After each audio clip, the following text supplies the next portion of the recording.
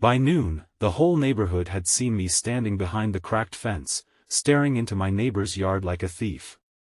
My hands were muddy, my heart was pounding, and on the other side of that fence, old Mr. Orson Vale looked straight at me with eyes that seemed to know every secret I had tried to bury.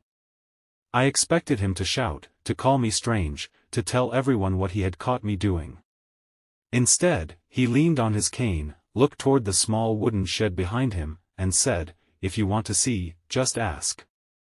Before this story continues, please like, comment, share, and subscribe to Ancient Truth if you believe in kindness, second chances, and the quiet miracles that can happen when someone chooses compassion instead of judgment. My name is Marlowe Finch, and at that time, I was 32 years old, recently widowed, and living with my 7-year-old son, Tobin, in the smallest house on Briar Lane. The house had peeling blue paint, a porch that groaned under every step, and windows that rattled whenever the afternoon wind came down from the hills. I had moved there because it was all I could afford after my husband, Jace, died in a roadside accident on a bright Tuesday morning that looked too beautiful for tragedy. Since then, every day had felt like walking through sunlight with a storm inside my chest. Tobin had stopped speaking much after his father's funeral. He still smiled sometimes, but softly, like he was afraid happiness might break something. He spent most daytime hours sitting near the kitchen window, drawing little houses, birds, and a man with broad shoulders standing beside a boy. I worked from home sewing curtains and repairing old coats for people who never asked why my eyes looked tired. I was trying to keep us alive, but some mornings, even boiling water felt like climbing a mountain. Next door lived Mr. Orson Vale, a quiet retired carpenter with silver hair, a stiff leg, and the most beautiful yard on the street. His garden bloomed even in dry heat. Sunflowers stood taller than the fence, tomatoes glowed like small red lanterns, and wind chimes sang from the branches of an old pear tree. But what drew me most was the little shed at the back of his yard. Every afternoon, when the sun was high and golden, Mr. Vale would disappear inside, and a few minutes later, music would float out through the wooden walls. It was not a radio. It was soft, trembling violin music, the kind that sounded like someone remembering a person they loved. The first time Tobin heard it, he lifted his head from the kitchen table. For the first time in weeks, his pencil stopped moving. He walked to the back door and stood there barefoot, listening. His eyes filled with something I had not seen since before the funeral. Wonder. After that, every day around noon, he waited for the music. He never asked about it, but I could tell it mattered. It became the one bright thread in our quiet house. Then one afternoon, the music stopped too soon. Tobin's face fell so suddenly it hurt me. I told myself I only wanted to see if Mr. Vale was all right. I stepped into our yard, moved toward the fence, and looked through a gap between two warped boards. Inside the shed, I saw shelves of handmade wooden toys, tiny painted houses, carved birds, and a half-finished rocking horse. On the wall hung an old photograph of a little girl holding a violin. I leaned closer, trying to understand, and that was when my foot slipped in the mud. The fence shook. A flower pot fell. Mr. Vale turned. Shame burned through me. I stepped back, ready to apologize, ready to be humiliated. But he did not look angry. He looked sad in a way I recognized.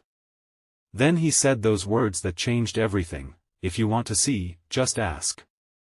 I could barely speak. I told him I was sorry, that my son listened to the music, that I had no right to spy. Mr. Vale opened the gate between our yards, the gate I had thought was nailed shut forever, and motioned for me to come in. Inside the shed, the smell of cedar and varnish wrapped around me. Sunlight poured through a square window, lighting dust in the air like tiny stars. Mr. Vale touched the little violin on the workbench and told me it had belonged to his granddaughter, Sarah, who had lived with him after her parents died. She had played every day at noon because she believed music sounded warmer in daylight.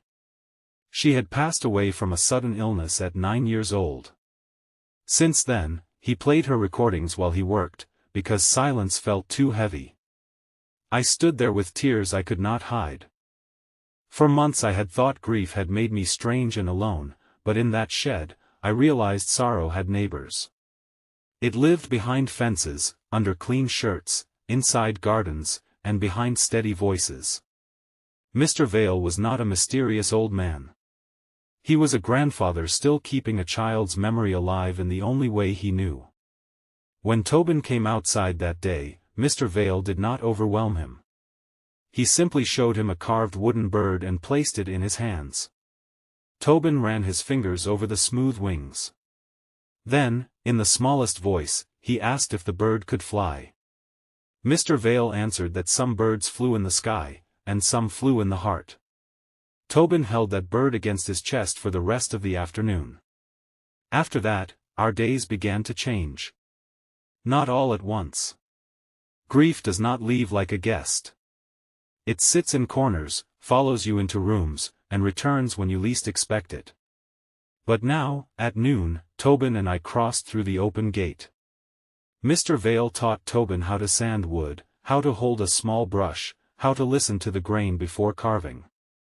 I brought lemonade and mended Mr. Vale's old work aprons.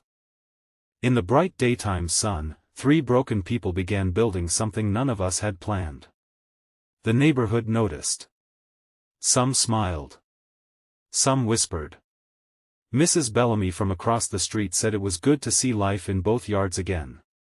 But not everyone understood. One Saturday afternoon, a man named Everett Pike, Mr. Vale's nephew, arrived in a shiny black car.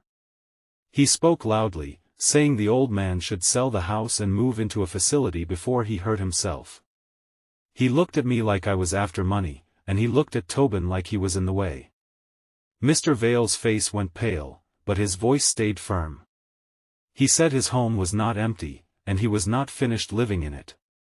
That night, Tobin asked if Mr. Vale would be taken away like his dad had been. The question shattered me. I sat beside him on his bed while daylight faded from the curtains, and I told him people are not always taken just because we fear losing them. Still, I was afraid too. Mr. Vale had become part of our breathing. Losing him would reopen every wound. Days later, Mr. Vale fell in his garden while reaching for a watering can. Tobin saw it happen and screamed. I ran faster than I had run in years. Mr. Vale was conscious, embarrassed, and shaking. At the hospital, Everett arrived again, colder than before, saying this proved his point. But this time, I did not stay quiet. I told him Mr. Vale did not need to be erased for being old. He needed help, respect, and people who loved him enough to let him remain himself. When Mr. Vale came home, Briar Lane changed with him. Mrs. Bellamy brought soup. A teenage boy from the corner fixed the loose porch rail. I organized a small schedule for neighbors to check in during the day. Tobin made a sign for the gate that read, in careful crooked letters, "Open for kindness." Mr. Vale cried when he saw it. He turned away quickly, but I saw his shoulders tremble. The greatest change came one warm afternoon near the end of summer. Mr. Vale opened the shed and brought out the half-finished rocking horse. He said he had started it for Sarah but never found the courage to complete it. Tobin asked if they could finish it together. For a long moment, Mr. Vale said nothing. Then he nodded. They worked for weeks, sanding, painting, polishing. They painted the horse deep chestnut with a white star on its forehead. Tobin named it Daybreak because he said it looked like morning had turned into a horse. At the small neighborhood gathering where they revealed it, the sun was shining so brightly that every window on Briar Lane flashed gold. Mr. Vale played Sarah's violin recording, and Tobin stood beside him holding the wooden bird. People who had barely spoken to one another for years stood shoulder to shoulder in the grass. Even Everett came, stiff and uncomfortable, but quiet. When Mr. Vale placed his hand on Tobin's shoulder, he told everyone that sometimes people think grief is a locked room, but sometimes it is a gate waiting for someone brave enough to open it. I looked at my son then. He was smiling, truly smiling, with sunlight on his face. And for the first time since Jace died, I did not feel guilty for feeling hope. I understood that healing did not mean forgetting the people we lost. It meant carrying their love into new places. It meant letting another lonely heart sit beside yours. It meant being caught in your weakness and finding mercy instead of shame. Near the end of that year, Tobin began speaking more. He laughed louder. He drew new pictures now, not just of the man with broad shoulders, but of a blue house, a garden, an old carpenter, a boy, a mother, and a gate standing open between 2 yards. Mr. Vale framed one of those drawings and hung it in his shed beside Sarah's photograph. He said it made the room feel full again. If this story touched your heart, please like the video, share it with someone who needs hope, comment your thoughts, and subscribe to Ancient Truth for more stories about compassion, healing, and the power of second chances. Special request: comment "Open the gate" if you believe one act of kindness can change a broken life. Years later, whenever I think of that noon sunlight and the moment Mr. Vale caught me looking through the fence, I no longer feel ashamed. I feel grateful. Because sometimes life catches us at our lowest, covered in mud, trembling with loneliness, and convinced we have no right to ask for comfort.